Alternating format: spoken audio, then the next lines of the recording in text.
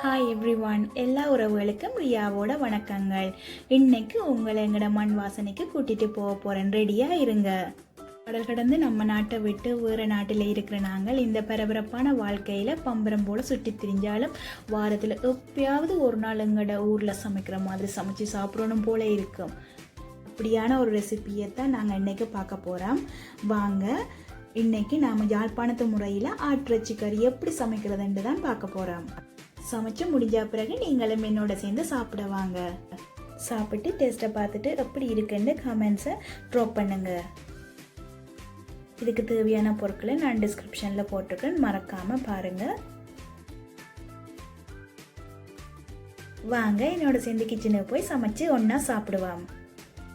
வழக்கம் போல் மீடியம் ஹீட்டில் அடிகனமான சட்டியை எடுத்து சூடானதும் ஆட்டிறைச்சியின் கொழுப்பை எடுத்து சாதுவாக சூடாக்கி அதுக்கு பிறகு 1 கப் இல்லைன்னு சொல்லிச்சேன்னா 3/4 கப் வர அளவுக்கு வெஜிடபிள் ஆயில் இல்லைன்னா உங்கள்கிட்ட இருக்கிற எந்த ஆயில்னாலும் பாவிக்கலாம் விட்டு எண்ணெய் சூடானதும் 3 தொடங்கி 4 மீடியம் சைஸான வெங்காயத்தை சின்ன சின்ன வெட்டி வச்சுருக்கிற வெங்காயத்தை போட்டு வதக்குவோம்.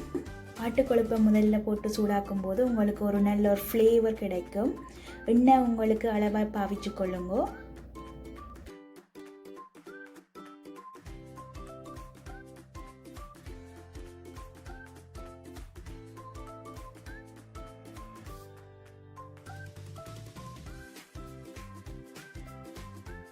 அதுக்கு பிறகு 2 நெட்டு கருவேப்பிலையும் 1 நெட்டு ரம்பை இலையும் சேர்த்து வெங்காயத்தோடு வதக்குவோம். மிக்சர் பண்ணுங்க. வெங்காயத்தை டார்க் ப்ரௌன் ஆகிற அளவுக்கு வதக்க வேண்டாம்.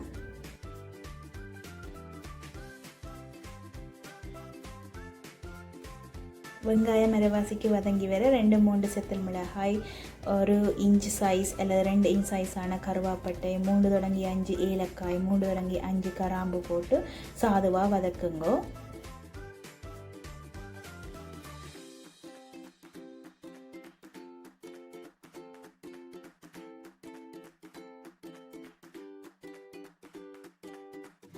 அதோட 1/2 டீஸ்பூன் வெந்தயம், 1/2 டீஸ்பூன் கடுகு, 1/2 டீஸ்பூன் பெருஞ்சீரகம் போட்டு வதங்க விடுங்க.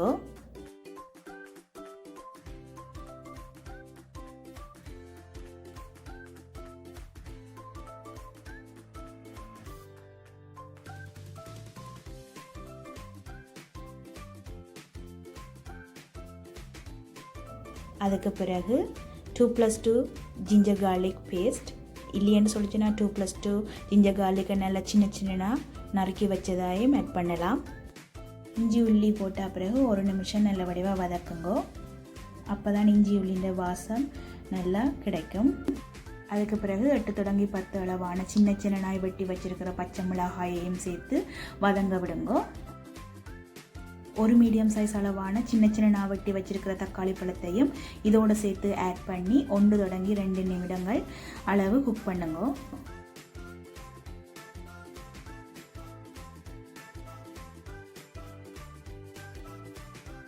சின்ன சின்னனாய் வெட்டி வச்சிருக்கிற ஆட்டிறைச்சியையும் ஆட்டிறைச்சியின் எலும்பையும் சேர்த்து போட்டு 2 டேபிள் ஸ்பூன் உப்பு போட்டு நல்லா கிளறி விடுங்க.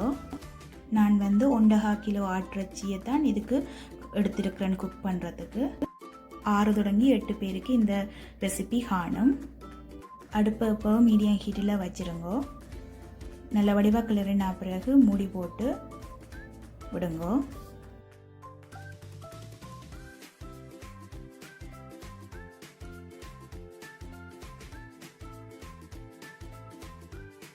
பத்து நிமிஷம் கழித்து ஓப்பன் பண்ணி பார்த்தீங்களேன்னு சொல்லி சொன்னால் ஆட்டிறைச்சியிலிருந்து தண்ணி பிரிஞ்சு அந்த தண்ணியிலேயே ஆட்டிறைச்சி குக் ஆகி கொண்டிருக்கும்.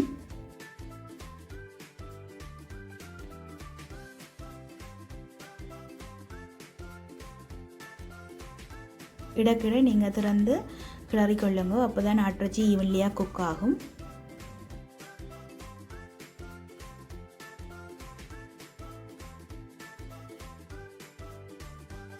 6 தொடங்கி 8 மேசக்கரண்டி அளவான யாழ்ப்பாணத்து கறித்தூளை சேர்த்து கொள்ளுங்க. உங்களோட உரைப்புக்கு ஏற்ற மாதிரி தூளை பாவிச்சு கொள்ளுங்க. தூளை போட்ட பிறகு நல்ல வடிவாக தூளும் ரச்சியும் ஒன்றோடு கலந்து வர அளவுக்கு கைவிடாமல் வடிவாக கிளறி கொண்டிருங்க. அடிப்பிடிக்க விடாதீங்க.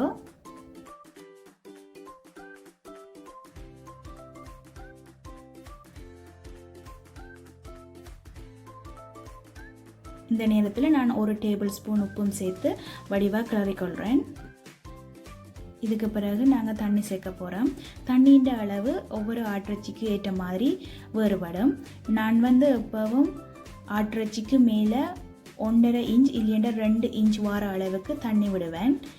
அப்போ தான் இந்த இறைச்சி நல்லா அவிஞ்சு வரும். இதுக்கு பிறகு நான் மூடியை போட்டு ஒரு 20 to 30 மினிட்ஸ் விடுறேன் குக் ஆகுறதுக்கு. அரைவாசி அளவுக்கு தண்ணீர் வற்றினதும் 1 கப் தடிப்பான கோகோனட் மில்க் ஆட் பண்ணுங்க. நான் இந்த டைமில் கேண்ட் கோகோனட் மில்க் தான் ஆட் பண்ணுறேன்.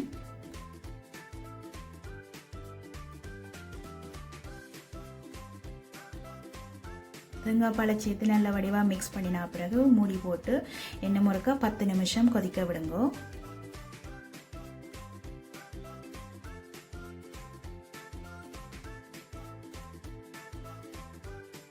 நல்லா அவிஞ்சு வந்துட்டுது. இப்போ பார்த்தீங்கன்னா தண்ணின்ற அளவு நல்லா குறைஞ்சி வந்துட்டுது. சில பேருக்கு ஆட்டிறைச்சி குழம்பாக இருந்தால் பிடிக்கும்.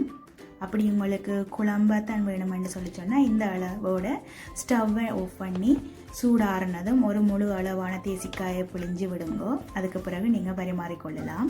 உங்களுக்கு நல்ல பிரட்டல் கறியாய் எடுக்க விருப்பம் என்று சொல்லி சொன்னால் மீடியம் டு லோ ஹீட்டில் நல்லா புடக்க விடுங்க. பாருங்கள், ஆட்டிறைச்சி கறிக்கு மேலே ஏர் பபிள் வருது. இந்த நேரம் அடுப்பை ஆஃப் பண்ணி சூடு ஆறினா பிறகு 1 ஃபுல் சைஸ் லெமனை எடுத்து நல்ல வடிவாக புழிஞ்சு மிக்ஸ் பண்ணி கொள்ளுங்க.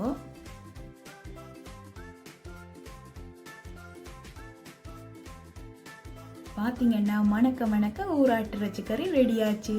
ஆஹா, இப்போவே சாப்பிட போல இருக்கு. வாங்க சாப்பிடலாம். என்னதான் புலம்பெயர்ந்திருந்தாலும் எங்கள் ஊர் சமையலையும் சாப்பாட்டையும் மறக்கவே முடியாது. அந்த பசுமையான நினைவுகள் இன்னைக்கு இந்த ஆட்டிறைச்சி மூலமாக உங்களுக்கு நான் கொண்டு வந்திருக்கிறேன்.